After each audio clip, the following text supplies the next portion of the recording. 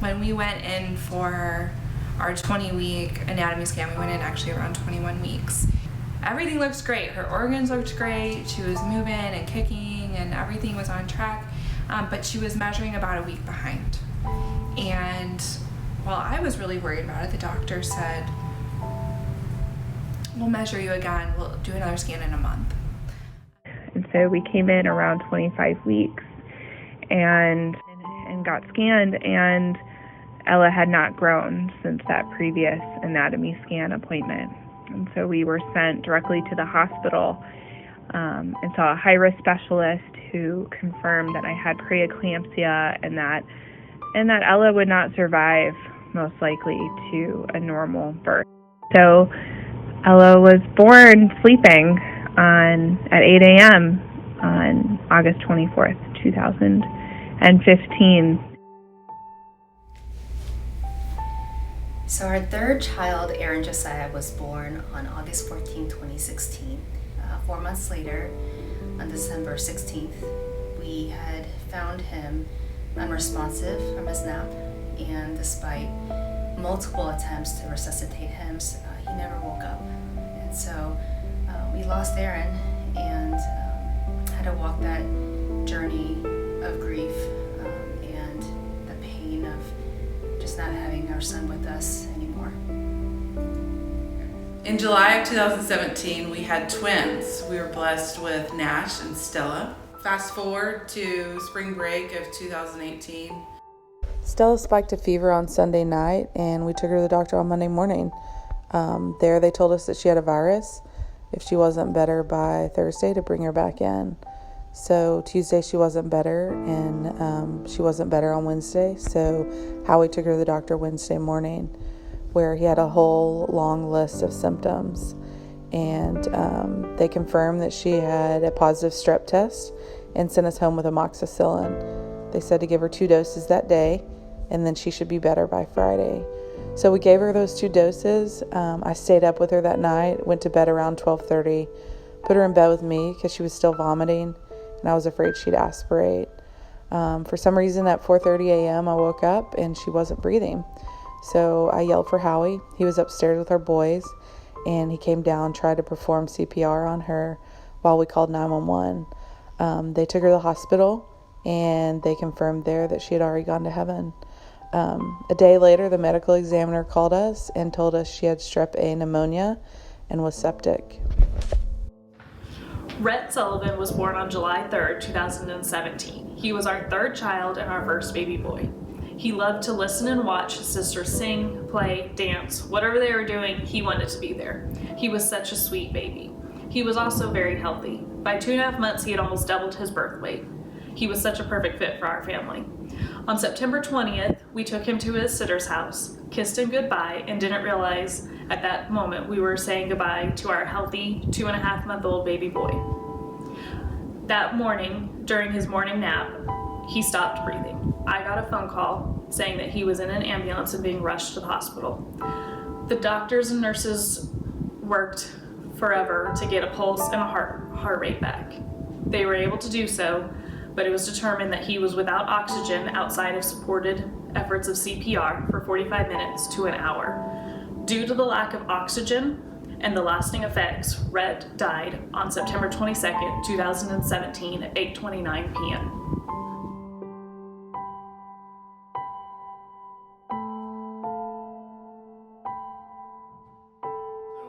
I just really miss the completeness that Rhett gave us as a family.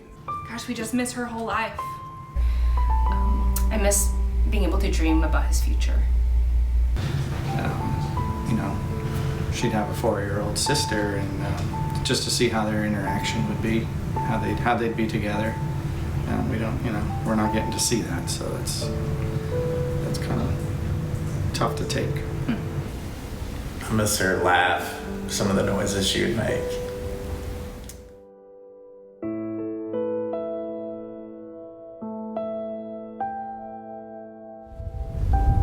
So it's important to give yourself the grace to grieve the loss of your baby. It's necessary It's not always wanted, but it is necessary. We will forever love Rhett, so in turn we will always grieve him and the loss of him. And it's just something that, we kind of have to integrate into our every day-to-day life. Every morning in the shower, I write Ella's name in the steam on the shower door. It's kind of my morning ritual. I get to connect with her every day, say a little prayer to her, and I hope that she's having a good day. As the months go on, it's being able to find space to choose to let yourself feel both the ache and the joy. Yeah, and taking nothing for granted anymore. You feel kind of lost because society in general doesn't like to talk about death and definitely doesn't like talking about babies dying. Losing Ella was such a all-encompassing, devastating loss, emotionally, physically, financially. Your whole world just turns upside down. The greatest joys aren't as joyful anymore. You never feel as happy anymore. You never feel as disgusted or mad anymore.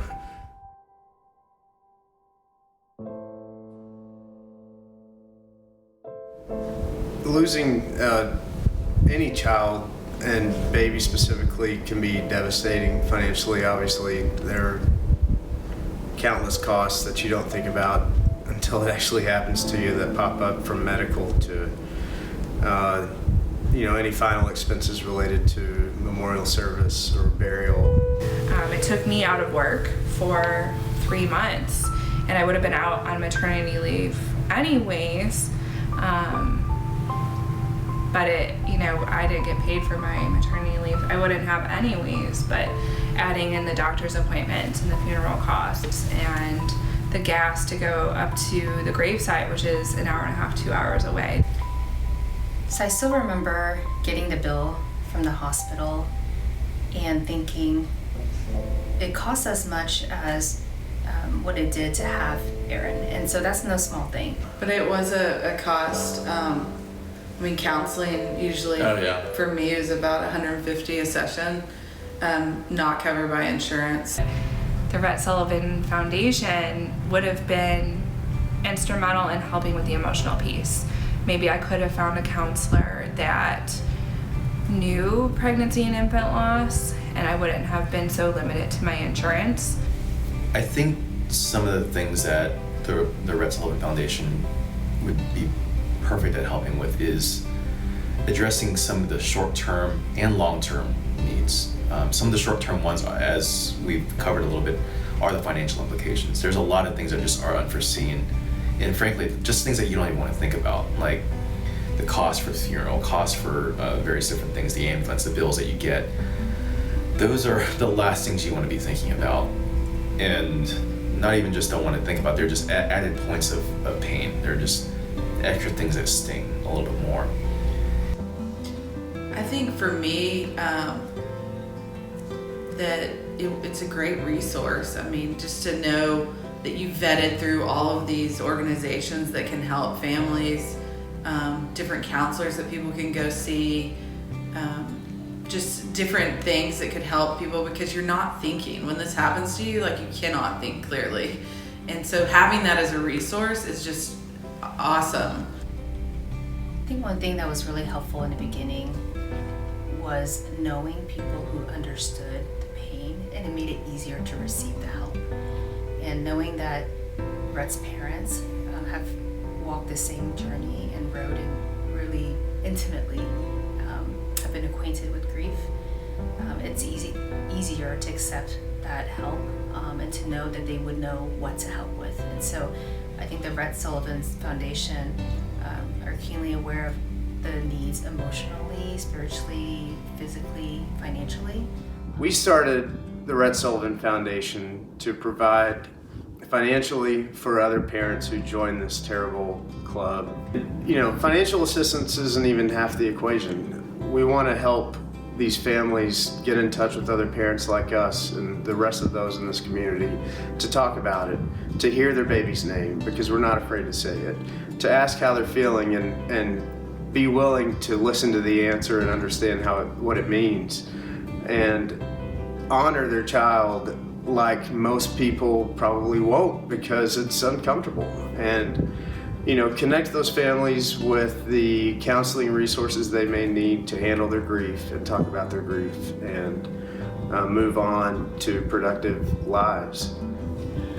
So with that, the Rhett Sullivan Foundation helps families that experience unexpected early child loss between 20 weeks gestation and 2 years of age. We help cover costs for funerals, burials, cremations, headstone purchases, and counseling costs. We hope that the foundation will help ease the burden that all these parents are facing during this terrible reality.